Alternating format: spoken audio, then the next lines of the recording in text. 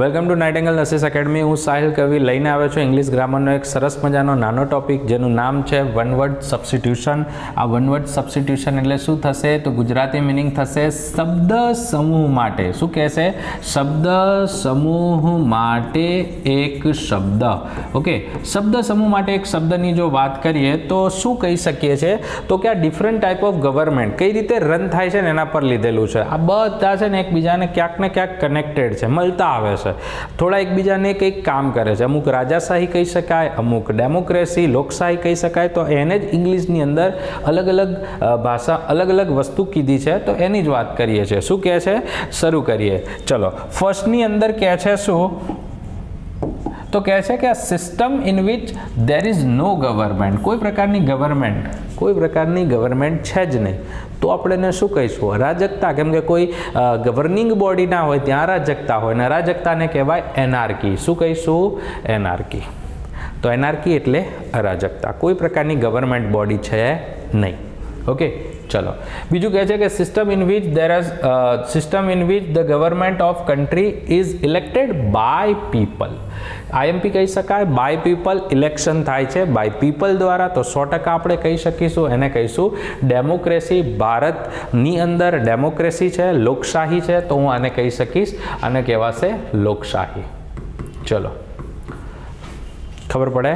ચલો આગળ વધીએ. શું કહે છે કે there is the system of government or rule by king or queen. જો ગવર્મેન્ટ ચાલે છે પણ કોના દ્વારા? કિંગ હશે કાં તો ક્વીનના રૂલમાં ચાલે છે. હવે કોઈ ક્વીન અથવા કિંગ ચલાવતો હોય તો એને કહેવાય મોનાર્કી. યાદ રાખજો, શું કહેવાય? મોનાર્કી. એટલે જ કહે છે મોનાર્ક એટલે થાય રાજા. રાજાથી ચાલે તો મોનાર્કી. ક્યાંક કહી શકીએ the system of government or rule by a king or queen. ચલો, એના પછી કહે છે કે આ system of government by a large number of official who are not elected. ક્યાંય ઇલેક્શન ના થયું હોય અને અધિકારીઓ છે, ઉચ્ચ અધિકારીઓ, એના દ્વારા જો ચાલતી હોય ગવર્મેન્ટ તો એને કહેવાશે બ્યુરોક્રેસી. શું કહેવાશે? બ્યુરોક્રેસી. કે જે અધિકારીઓ છે એ બધું નિર્ણય લઈ અને ગવર્મેન્ટ ચલાવતા હોય તો એને કહેવાશે બ્યુરોક્રેસી. એના પછી કહે છે the people of highest social.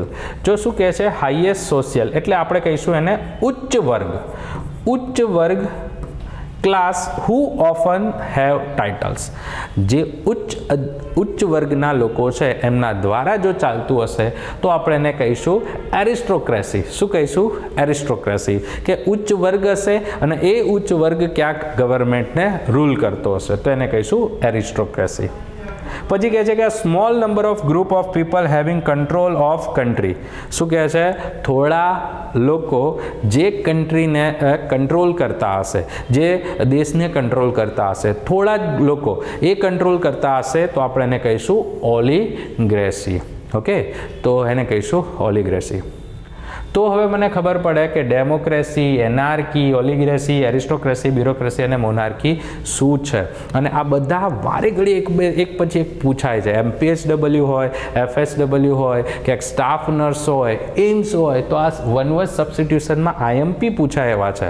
તો આ રીતે એકબીજાની કમ્પેરિઝન કરીને કામ કરશો ને તો કોઈ પણ એક્ઝામ ક્લિયર કરવી ઇઝી થશે તમારા માટે.